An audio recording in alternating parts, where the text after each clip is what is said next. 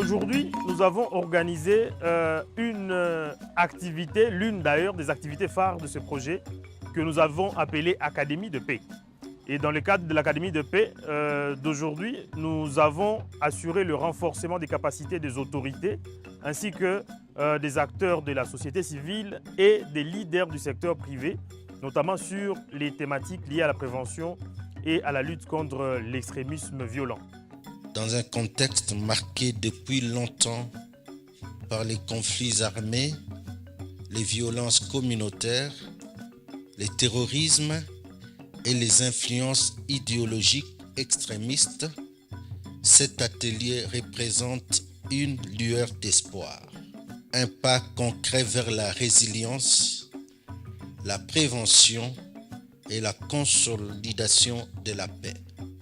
C'est pourquoi je salue l'engagement de l'Union européenne aux côtés de l'État congolais pour contribuer aux efforts de pacification de sa partie Est et qui, une fois de plus, a bien voulu apporter son appui financier pour la mise en œuvre de ce projet en ville de Beni, dans la province du Nord Kivu et dans la province voisine de l'Ituri, afin d'assurer l'engagement de tous dans la prévention et la lutte contre l'extrémisme violent dans nos deux provinces.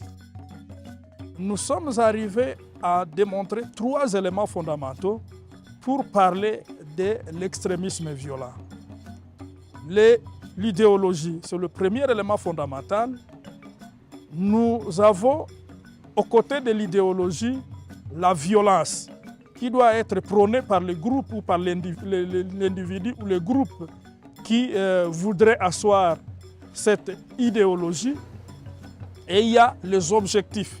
Et nous disons que ces objectifs peuvent être politiques, religieux, économiques ou sociaux. Et l'objectif global de cette activité était d'abord de doter ces différentes parties prenantes de connaissances sur la matière de l'extrémisme violent, parce que c'est une matière qui paraît nouvelle à nos jours. Et cette connaissance va permettre à ces acteurs de mettre en œuvre les autres activités, aussi bien dans le cadre du projet qu'en dehors du cadre du projet. Cette matière nous a bien édifiés et nous a montré comment est-ce que nous pouvons vivre en société, mais aussi à se considérer en humain. Nous avons proposé de différentes actions, entre autres créer des mécanismes des alertes dans le cadre de base, mais aussi renforcer même les initiatives de contrôle citoyen, mais aussi de sécurité communautaire.